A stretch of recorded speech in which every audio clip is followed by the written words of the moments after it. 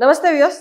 Back pain, వెన్ను నొప్పికి, neck pain, మెడ నొప్పికి కారణాలు ఇవాళ మనం మాట్లాడుకుందాం. మనం ఇప్పుడు దాకా అనుకుంటున్న ఏవైతే పనులు, ఎక్సర్సైజ్లు ఉన్నాయో అవే కారణమా, లేకపోతే వాటి వెనకాల నిజాలు వేరే ఉన్నాయి అన్నది ఇవాళ మనం మాట్లాడదాం డాక్టర్ సుధీర్ దాదా గారితో.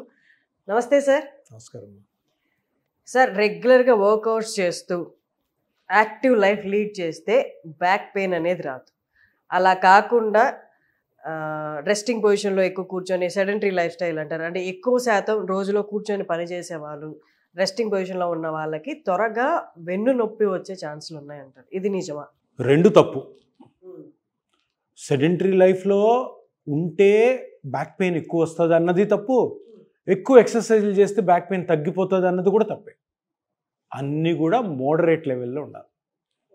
ఇప్పుడు సెడెంటరీ లైఫ్లో ఉంటే బ్యాక్ పెయిన్ వస్తుందని ఓవర్గా ఎక్సర్సైజులు చేస్తున్నారు.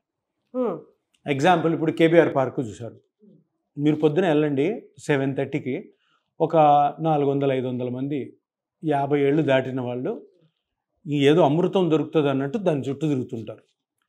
ఇక్కడ పాయింట్ ఏంటంటే, అందరికీ ఏమనుకుంటుంటారంటే, ఇలాగా ఈ వాకింగ్ చేయడం వల్ల మనకి ఏదో బాడీ మొత్తం సెట్ అయిపోతుంది, బాడీలో ఏ విధమైనటువంటి నొప్పి రాదు, ఇంకా మనము అమృతం తాగితే 100 ఏళ్ళు 200 ఏళ్ళు బతుకుతారు కదా, ఆ టైప్లో మన హెల్త్ ఉంటుందన్న అపోహలో తిరుగుతుంటారు.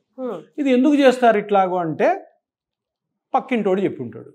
నేను కూడా మా అపార్ట్మెంట్లో ఉంటాను. మా అపార్ట్మెంట్లో కొంత ఫ్రెండ్స్ ఉన్నారు నాకు, కొందరు ఈ ఇన్కమ్ ట్యాక్స్ వాళ్ళు ఉన్నారు, జిఎస్టీ వాళ్ళు ఉన్నారు. వాళ్ళు పొద్దునే వెళ్ళిపోయి నన్ను కూడా అడుగుతుంటారు, డాక్టర్ గారు మీరు కూడా రావచ్చు. నేను వెళ్ళను, ఎందుకంటే దాని వెనకాల ఉన్న నష్టం నాకు తెలుసు. సో ఇట్లాగా ఒకరికి చెప్పుకొని వాకింగ్ అనేది సూపర్ అని చాలామంది డాక్టర్లు కూడా మిస్లీడ్ చేస్తారు. షుగర్ కంట్రోల్ ఉండాలంటే వాకింగ్ చేయండి అంటే, వాకింగ్ చేయండి అంటే ఎంత చేయాలా, ఆ మనిషి వయసు ఎంత, ఆ మనిషిలో ఏ నొప్పులు ఉన్నాయి, ఇవి చెప్పరు. సో అందరం మనం ఏమనుకుంటాం, ఇంకా వాకింగ్ చేసేస్తే మొత్తం అన్నిటికీ ఒకటే ఒక మాత్ర అన్నట్టు, బ్రహ్మమాత్ర అన్నట్టు చేస్తుంది. తప్పు.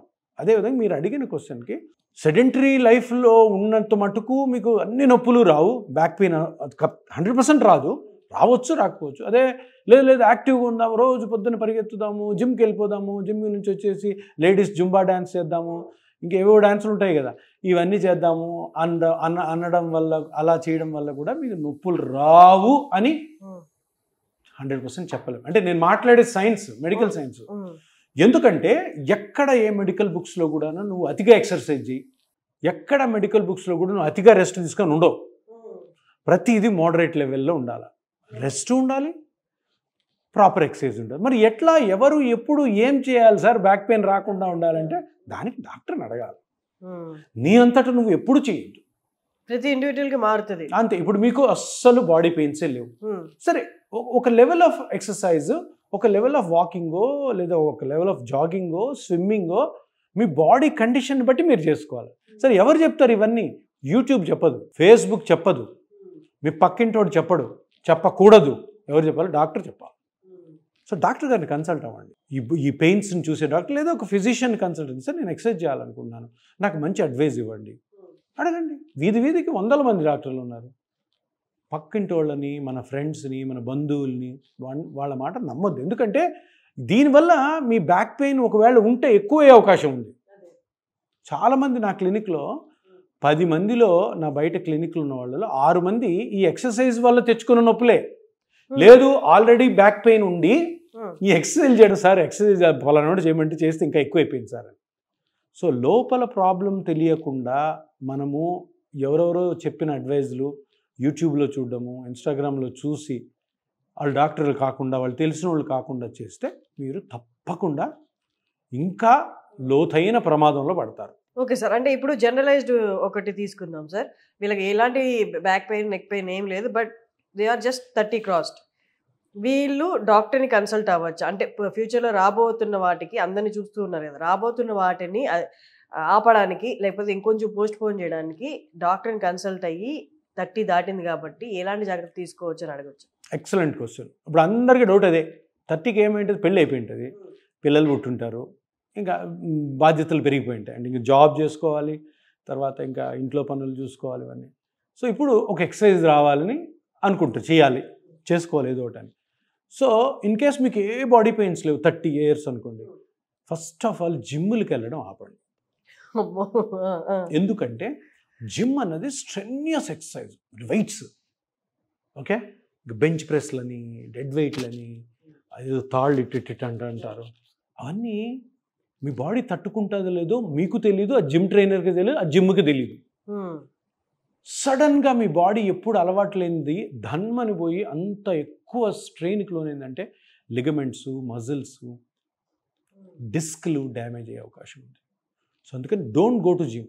ఏం చేయాలి సార్ మరి 30 సంవత్సరాలు మీరు ఎప్పుడు చూసినా కూడా జిమ్కి వెళ్ళొద్దు అంటుంటారు అంటే, జిమ్కి వెళ్ళకూడదు. నేను మళ్ళీ చెప్తున్నాను, జిమ్కి వెళ్ళాల్సిన అవసరం లేదు. జిమ్కి వెళ్ళే వాళ్ళు ఒక 5 మంది ఉన్నారు. నేను ఆల్రెడీ ఇంతకుముందు చాలాసార్లు చెప్పాను. Gym trainers, celebrities, film stars, sports people వెళ్ళాలి. మామూలుగా మనం మాట్లాడుకుని మనలాంటి వాళ్ళు, నేను డాక్టర్, మీరు జర్నలిస్ట్, ఏం చేయాలి 30 years నుంచి? పొద్దున సాయంత్రం 30 minutes to 40 minutes వాకింగ్ చేయండి.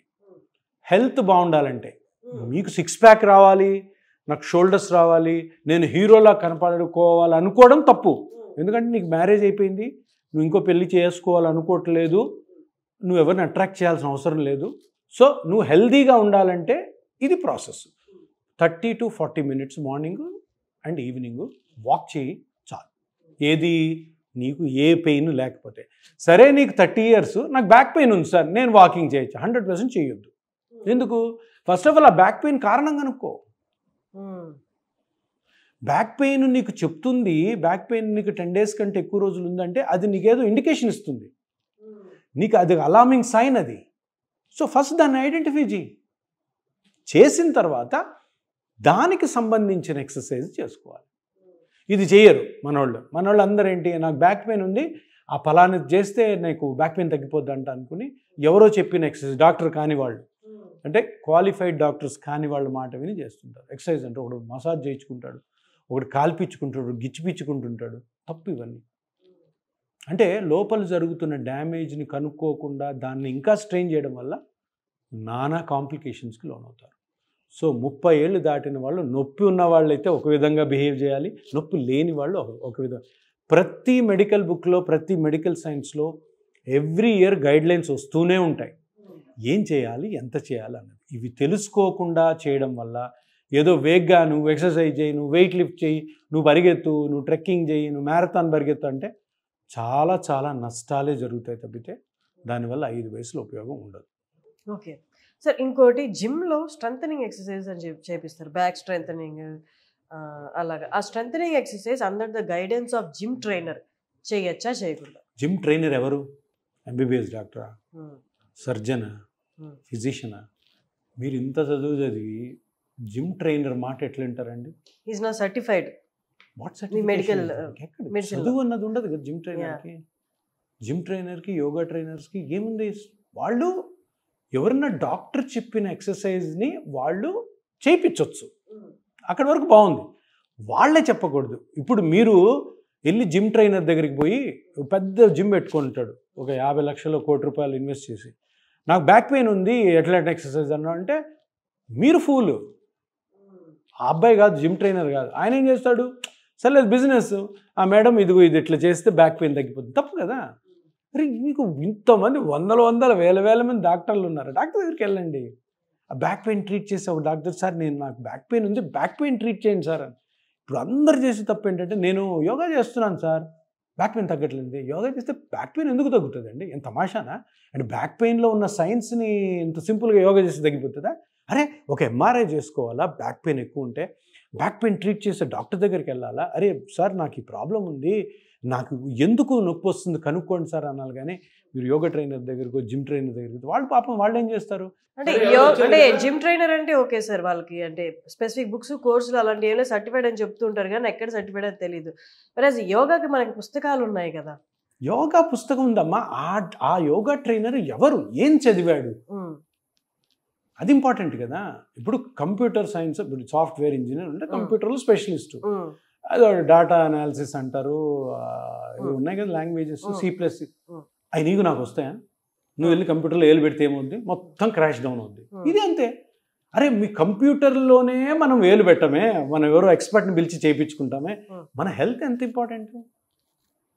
ఆ హెల్త్ని నువ్వు పోయి నువ్వు జిమ్ ట్రైనర్కి హ్యాండ్ ఓవర్ చేస్తానంటావు, యోగా ట్రైనర్కి హ్యాండ్ ఓవర్ చేస్తా ఉంటావు. With due respect to all these people, వీళ్ళు trainers. These are not people who diagnose you. మీ బాడీలో పార్ట్లో డ్యామేజ్ అయిందని డయాగ్నోస్ చేసుకునే అర్హత లేదు వాళ్ళకి, ఆ క్వాలిటీ కూడా లేదు. వెళ్తున్న మనం తప్పు చేస్తున్నాం. సో మనం ఏమక్కడ డాక్టర్ దగ్గరికి వెళ్ళి, చూడు ఈ డాక్టర్ గారు ఈ ఎక్సర్సైజ్ చెప్పారు, మీరు ఇది చేపిస్తారా అనడం న్యాయం.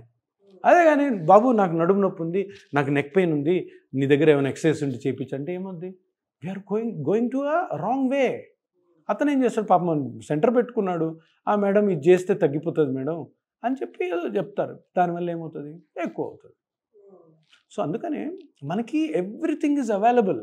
ప్రతి చిన్న ఊర్లో కూడా డాక్టర్స్ ఉన్నారు. డాక్టర్ దగ్గరికి వెళ్ళి ఆ బ్యాక్ పెయిన్ రీజన్ కనుక్కొని ఆ స్పెషలిస్ట్ దగ్గరికి వెళ్ళి అప్పుడు దానికి ఒకవేళ ఆయన అన్నీ చూసి ట్రీట్ చేసి ఇదిగో ఈ ఎక్సర్సైజ్ చేసుకో అని వాళ్ళ దగ్గర ఉన్న ఫిజియోథెరపిస్ట్ చెప్తే అవి వాటికి అసిస్టెన్స్ కోసం మీరు జిమ్ ట్రైనర్, యోగా ట్రైనర్ దగ్గర. కానీ డైరెక్ట్గా జిమ్ ట్రైనరు, యోగా ట్రైనర్ దగ్గరికి వెళ్ళి నువ్వు నన్ను డయాగ్నోస్ చేయి బాబు అనడం ఎంత సమంజసమో మీకు అర్థమవుతుంది. So never do that. వాళ్ళ పని ఏంటంటే మనం చెప్పిన ఎక్సర్సైజ్ని ట్రైన్ చేయించడం, మనం అంతవరకే వాళ్ళు. సో చూస్తున్నారు కదా అండి, 95% మందికి ఈ కైండ్ ఆఫ్ సిమ్టమ్స్ ఉన్నాయి, పెయిన్స్ ఉన్నాయి. దీన్ని ప్రొలాంగ్డ్ చేసి దాన్ని తీవ్ర స్థాయికి తీసుకెళ్లకుండా సరైన టైంలో డాక్టర్ని కన్సల్ట్ అయితే చిన్నపాటి ఒక ఇంజెక్షన్తో మన నొప్పులు అన్నీ తీరిపోతాయి. సో మీరు ఎవరైనా కాంటాక్ట్ చేయాలి అనుకుంటే, డాక్టర్ గారి కన్సల్టేషన్ కావాలి అనుకుంటే కింద స్క్రోల్ అవుతున్న నెంబర్స్ కాల్ చేసి డాక్టర్ అపాయింట్మెంట్ తీసుకొని మీరు పర్సనల్గా వచ్చి మీ ప్రాబ్లమ్స్ ఈ డాక్టర్ గారితో తెలిపి సరైన పరిష్కారం మీరు పొందొచ్చు. Thank you sir.